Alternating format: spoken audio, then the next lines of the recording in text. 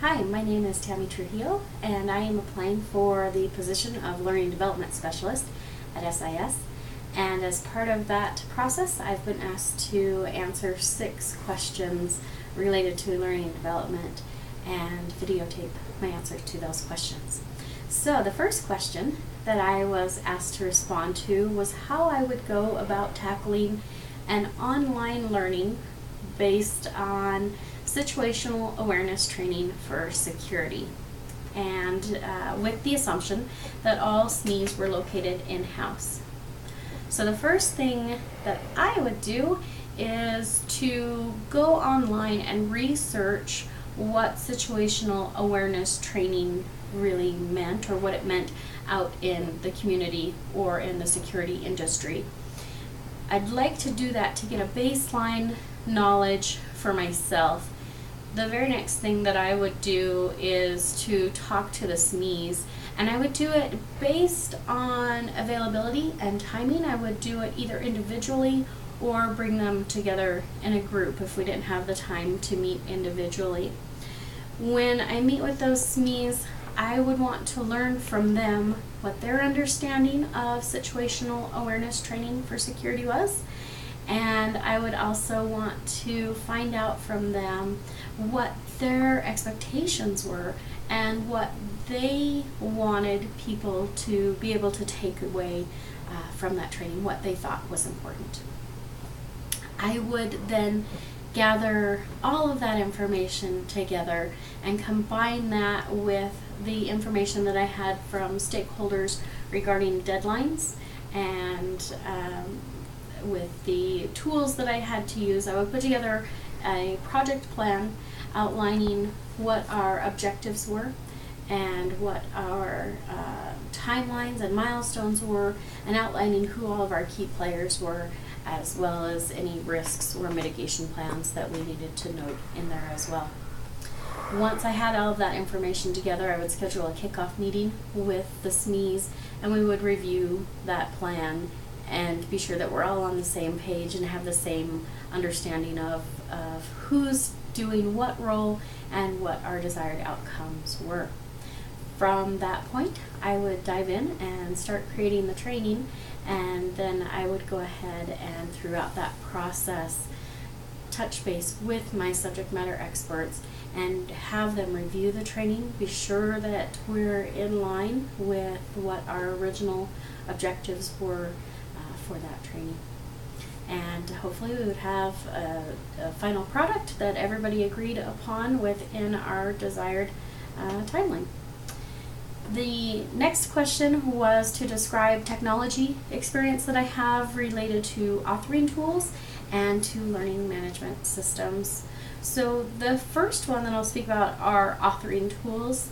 I've used several different authoring tools, most recently Captivate, Camtasia, and Articulate and Storyline, and probably most familiar with Captivate, fairly new to Storyline. Love what I've used of it so far, and would like to work with that some more.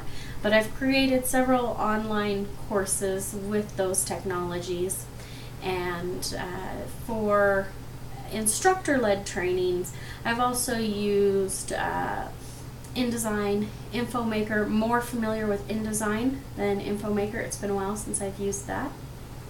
And then for virtual trainings, I've also used GoToMeeting, WebEx, and Breeze. More familiar with WebEx in that area, but have used all of those tools.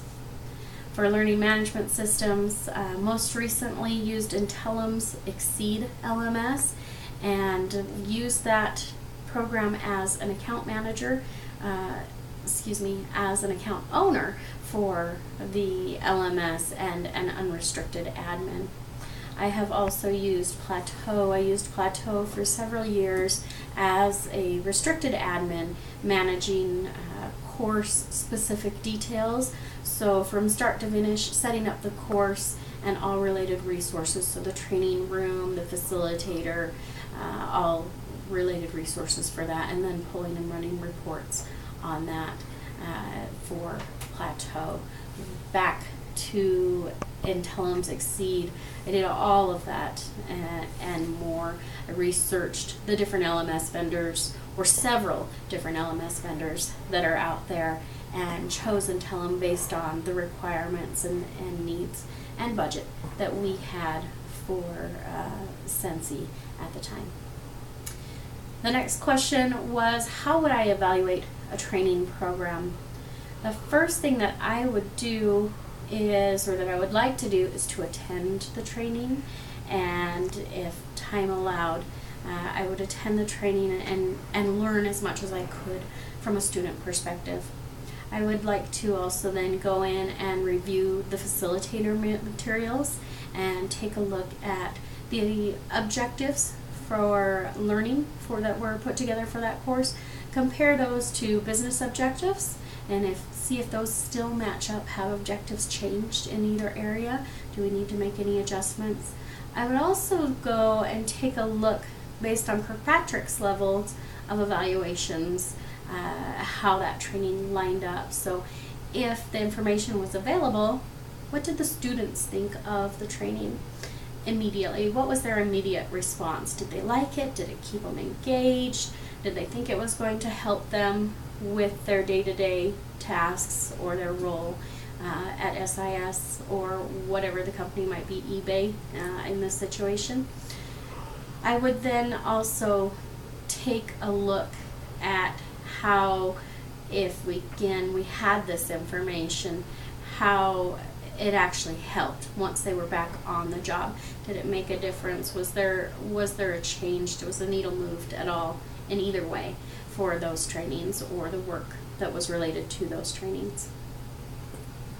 The next question was, how would I recommend students seek college credit for corporate training?